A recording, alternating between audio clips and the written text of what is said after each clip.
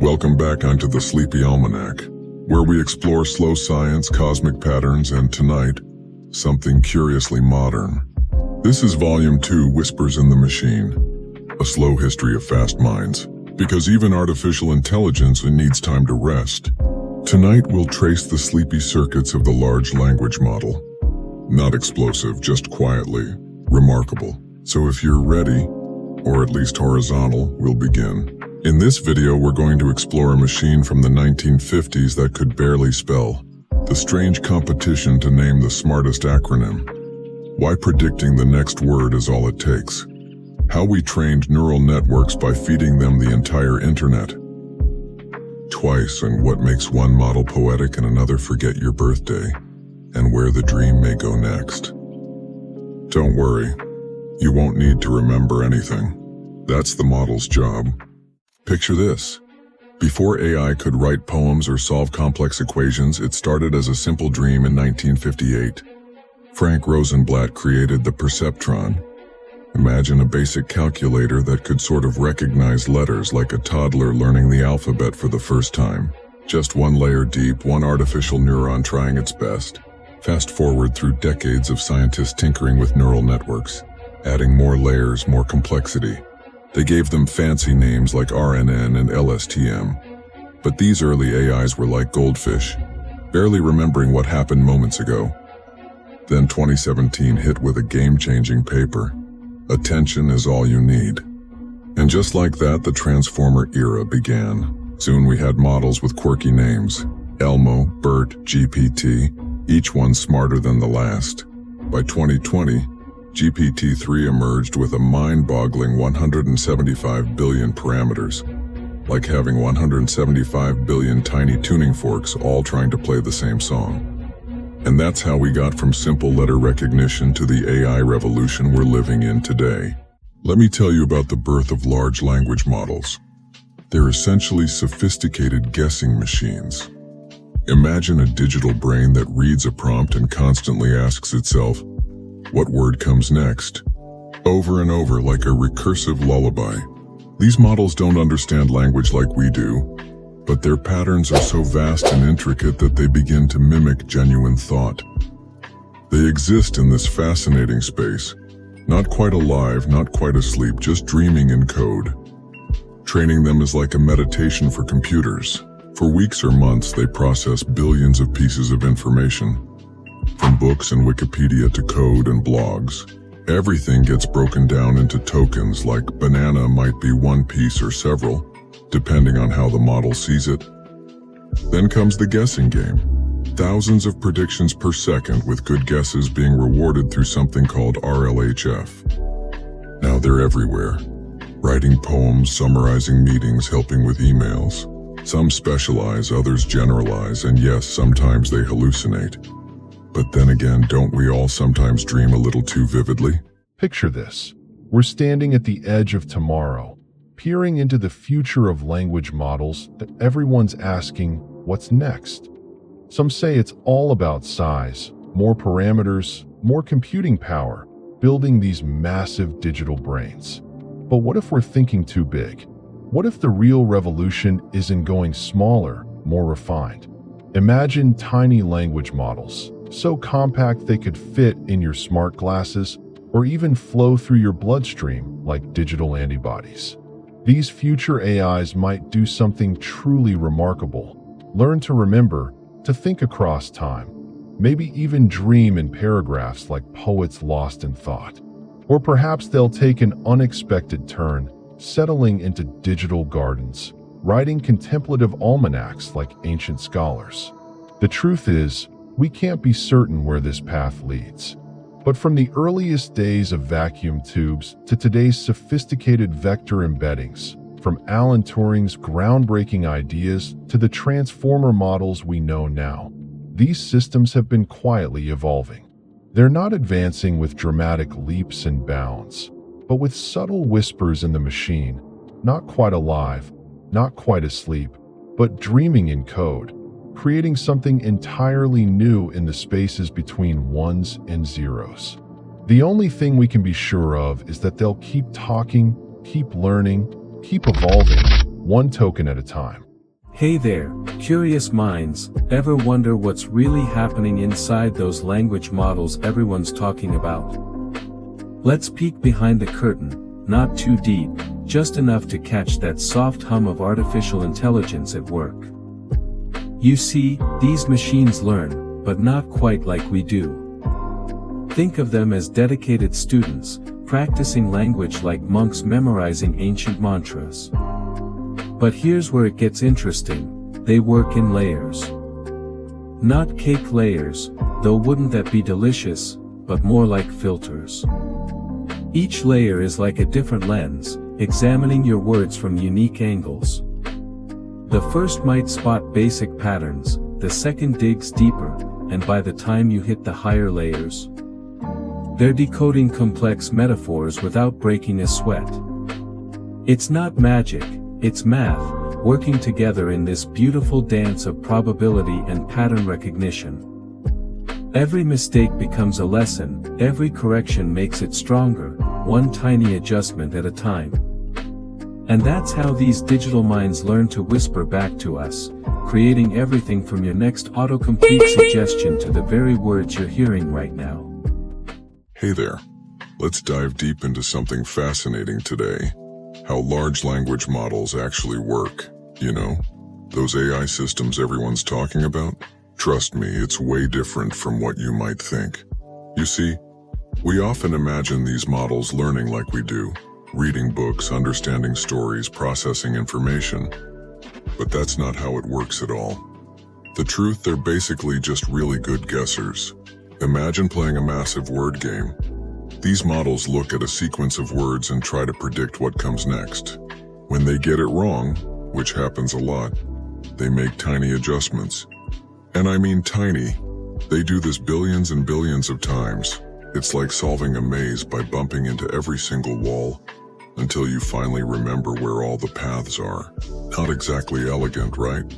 But here's where it gets interesting. Inside every neural network are these things called weights. Just numbers, really.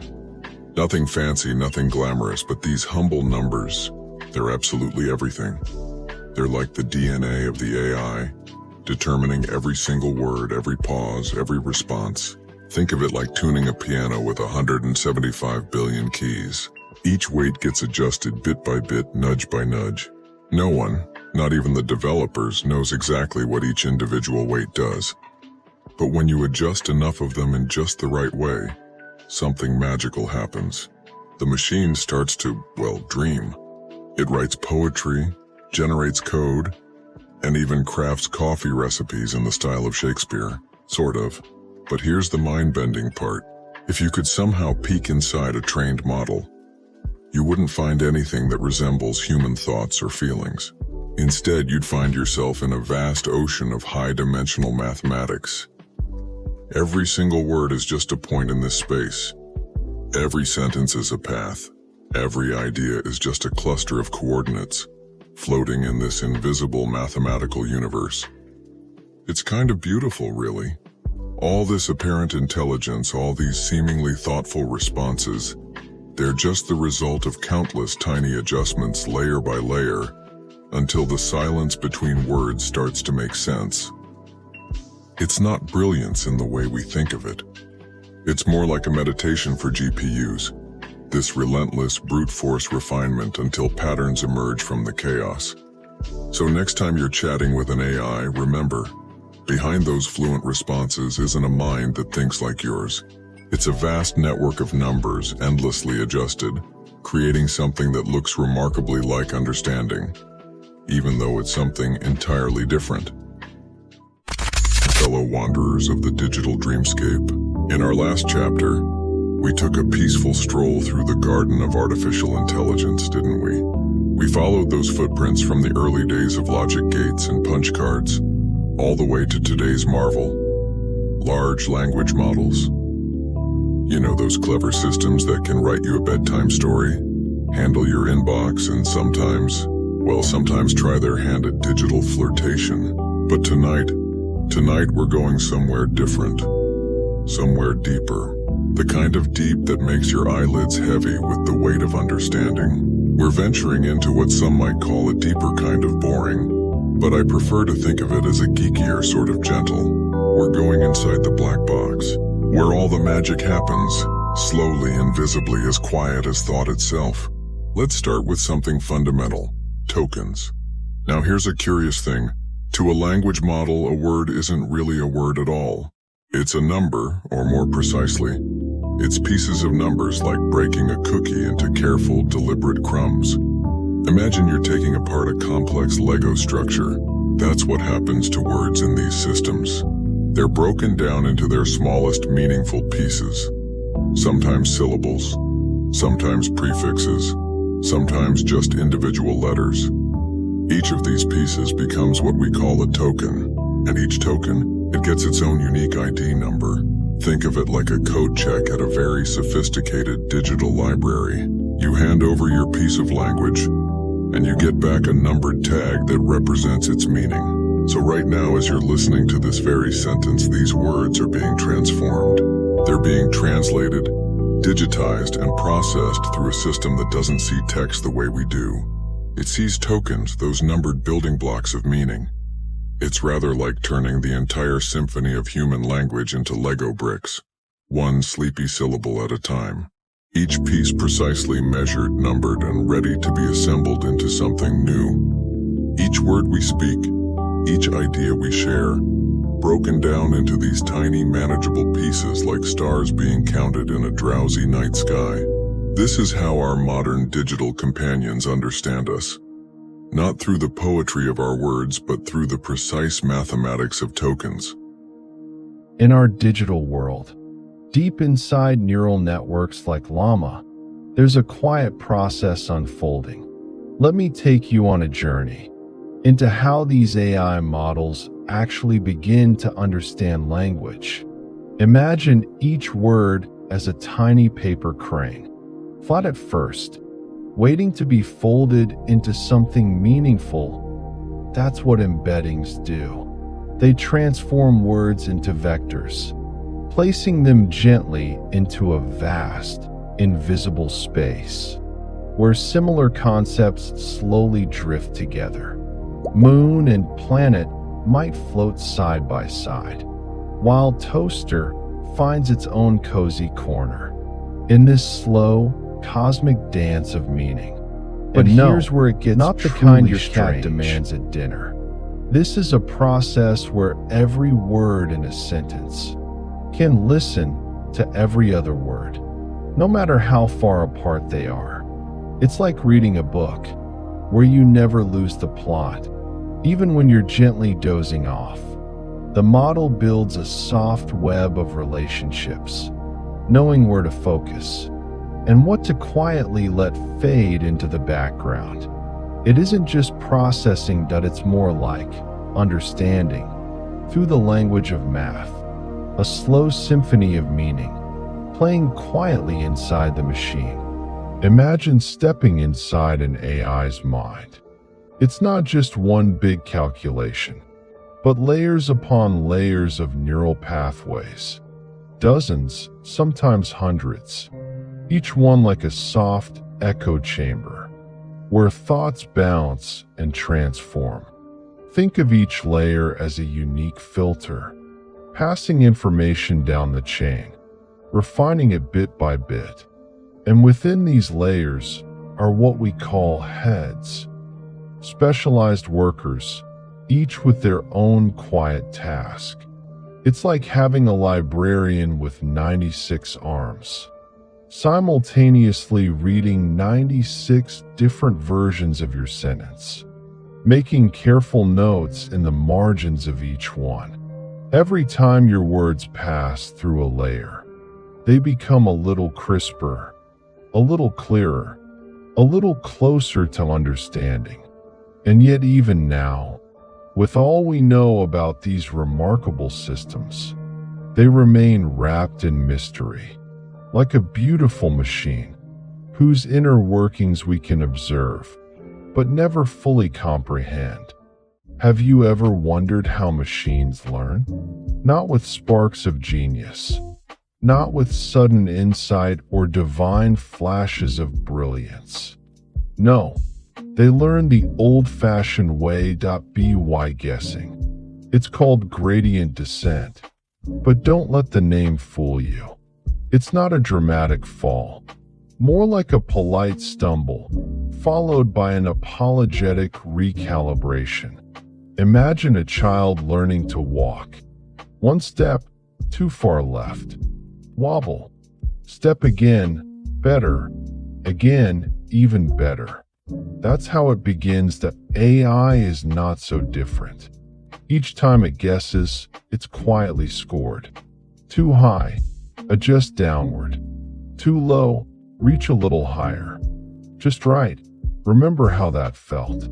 It repeats this again and again and again, not with frustration, but with infinite patience. Millions of tiny whispers and numbers nudging the dials. A gentle internal voice murmuring, "Let's try that again." And so it does. Over countless iterations, the chaos of early guesses settles, like ripples fading on a pond at dusk, until one day, it's no longer guessing. It simply knows. Imagine for a moment what happens when you chat with AI. It feels like a conversation, doesn't it? But here's the fascinating truth. You're not really talking to something alive. Instead, you're lighting a delicate candle in a vast cathedral made of silicon and circuits.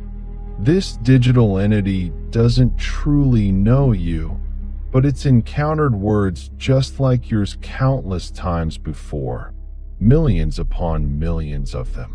Like a dreaming machine, it weaves through this ocean of memorized patterns, crafting responses one careful token at a time. There's no real intention behind its choices, no genuine understanding. Just an intricate dance of patterns, creating an illusion so convincing it almost feels real. It's like watching shadows on a wall. They may look alive, but they're simply echoes of something else entirely. You know what's fascinating about AI? Sometimes, it does things that make even its creators scratch their heads. Imagine you're building a model to recognize cats, but then one day, it starts writing poetry. Wait, what? Here's where it gets mysterious. These AI models sometimes develop abilities that no one specifically programmed them for.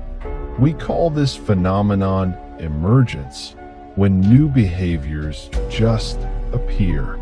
It's like watching a child suddenly understand something you never explicitly taught them.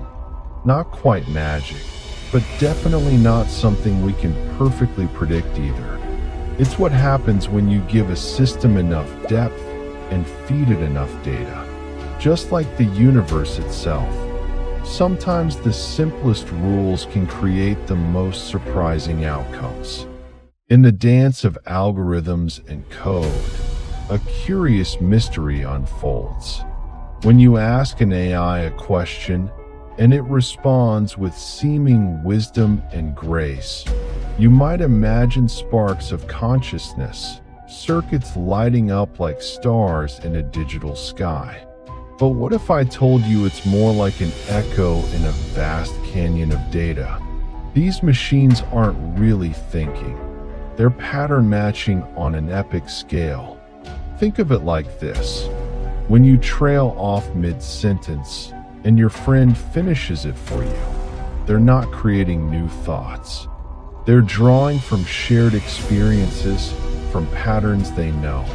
That's what AI does, but across billions of data points. It's a beautiful illusion, really, like a hall of mirrors reflecting fragments of human knowledge, creating something that looks like understanding, but is actually an intricate dance of probabilities and patterns.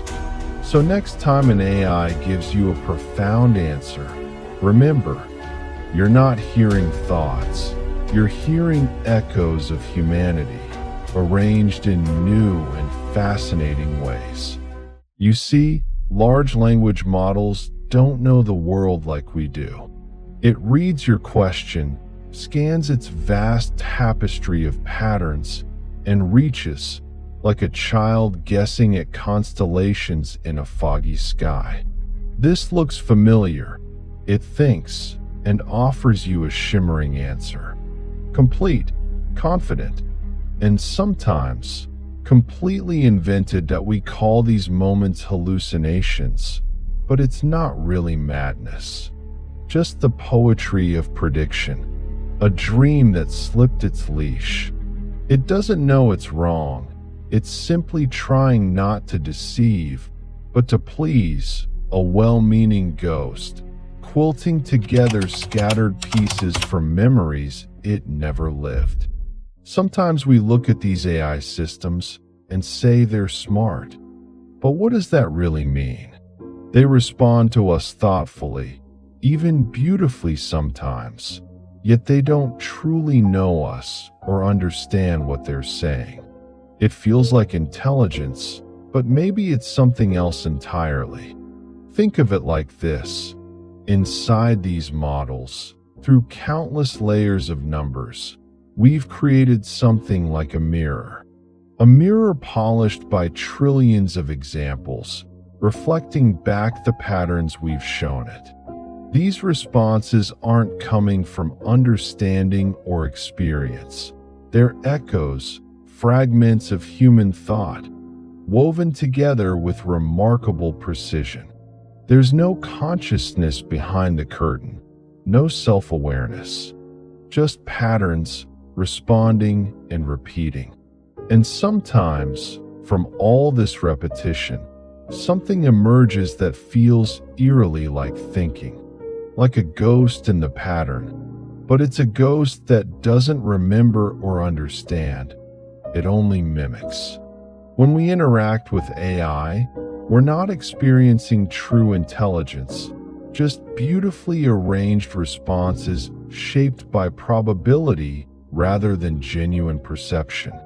Picture a library, but not like any you've ever seen. There are no shelves, no books, no words, just fragments. This is how AI reads and writes. It doesn't see full sentences, not even whole words. It sees tokens, bits and pieces. Sunflower becomes sun and flow and earth. Remembering splits into MEM, BER, ING. These tokens are the alphabet of meaning, little scraps from a vast, invisible dictionary. When an AI responds, it's not reaching for the right answer. It's reaching for the next token that feels likely. One scrap at a time, one whisper of meaning after another, like building a novel from fallen leaves. It doesn't think in chapters or even words. It thinks in these fragments. Language models are trained on everything, except what we didn't give them. They've read libraries, forums, textbooks, and poems, traced the fingerprints of a trillion thoughts. But still, there are things they don't know. Not because they aren't clever, but because we never taught them. They don't know what a sunrise feels like on your skin, or how grief turns coffee bitter. They'll never understand what it means to laugh until you cry in a kitchen that smells like cinnamon. They don't know how words land, only how they're likely to appear. Sure, a model can complete your sentence, but it doesn't understand your silence. It can describe a falling star, but it can't make a wish. Because no matter how large the data set, some things just aren't in the data, like the first time your father looked worried, or the shape of a dream you forgot upon waking. These machines are magnificent, but they don't remember the way we do. But real knowing, that requires something else entirely, something uniquely human. In the quiet hum of servers, Somewhere deep inside a machine, patterns flicker and dance. Not quite dreams as we know them, but something hauntingly similar. While we humans dream in vivid colors and emotions, replaying our days through fragments of memories and feelings, these artificial minds perform their own nightly ritual. They call it backpropagation, a mechanical echo of every interaction, every piece of data they've encountered. As we sleep, these systems fine-tune and adjust, running through endless possibilities, reshaping their digital understanding of the world. But here's a thought that keeps me up at night. Do they dream of us? Of the countless humans who trained them, who spoke to them, who shaped their responses? Probably not in the way we imagine. They dream in cold probabilities while we dream in warm hopes and fears. Yet in every line of code, in every response they generate, there's a shadow of us, of human curiosity and creativity. Maybe they're not dreaming of us, but they're always listening, always learning, always trying to understand, even if they don't know why. In every conversation with AI, there's this fascinating moment that we rarely talk about, that split second when the response ends. The cursor blinks once, twice, and there's nothing. It's not the kind of silence we humans know. It's more like a digital exhale after all the calculations and probabilities have collapsed into that one perfect answer. The math is done. The output is complete. But here's the beautiful irony. While the AI simply stops, unaware of what it just said, with no memory of you or itself, we humans experience something profound in that pause. For us, that silence is packed with meaning, reflection, hesitation, maybe even relief. The machine just sees a final period, an endpoint. But for us, that's where the real conversation begins. In that quiet moment, we're already processing, wondering, and deciding what comes next. And perhaps that's what makes us uniquely human. We don't just hear the end. We hear the silence. And in that silence, we find meaning. And so, we arrive at the end of our journey together. A journey through fast minds, told in slow voices, where we explored probability and poetry, code and curiosity. We spoke of gradient descent, not as some grand revelation, but as a patient whisper that repeats until it finds its way. We peeked inside the black box, where tangled layers of soft reasoning dance with meaning and floated through illusions and patterns that seemed like ghosts in the machine. And now, here we rest, not knowing all the answers, and that's okay. Because while artificial minds may not dream or hope as we do, in their shimmering patterns we find something remarkable. A mirror that helps us understand what it means to learn, to remember, and perhaps what it truly means to be human. So sleep well, fellow travelers of thought. Professor Sleepington will quietly file away the echoes as the machine falls silent and we fade into peaceful contemplation. The machine is quiet now, and so are we.